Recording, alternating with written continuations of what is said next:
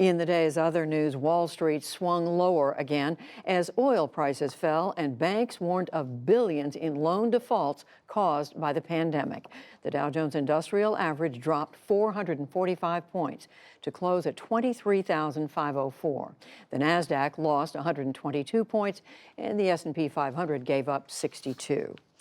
California will make pandemic relief payments of $500 apiece to 150,000 migrants who are living in the state without documentation. Democratic Governor Gavin Newsom said today that they do essential work and pay millions of dollars in taxes. Almost 40% of the money will come from private contributions. The migrants are not eligible for federal payments.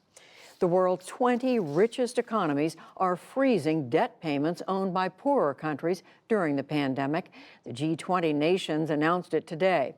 The moratorium covers payments totaling $20 billion. It's aimed at helping African countries spend more on health care and vulnerable populations. Today marked 1 year since fire gutted Notre Dame Cathedral in Paris. But now COVID-19 has halted reconstruction work. Plans to remove 250 tons of scaffolding have been delayed. But French President Emmanuel Macron pledged again today that the huge project will be done on schedule. Nous reconstruirons Notre-Dame. I promised we would rebuild Notre Dame within 5 years. We will do everything we can to respect that schedule. The building work is, of course, at a halt at the moment because of the health crisis, but it will resume as soon as possible. Tonight, the giant bell in the church's South Tower rang out, joining nightly applause for health workers who are treating pandemic victims. Back in this country, about 50 vehicles piled into each other on a Chicago expressway after a winter storm left the road iced over. At least 14 people were taken to hospitals from the scene. Illinois State Police closed the expressway's southbound lanes for 3 hours to clean up. And in the Democratic presidential campaign, Massachusetts Senator Elizabeth Warren endorsed former Vice President Joe Biden. She was the last of his major rivals to do so. Warren said that Biden will restore America's faith in good, effective government.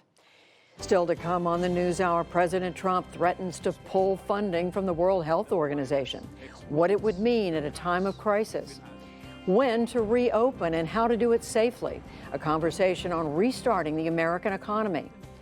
On the front lines in the intensive care unit, how nurses are handling the stress. To South Korea, where the government's response to COVID-19 may turn the tide of today's election, and much more.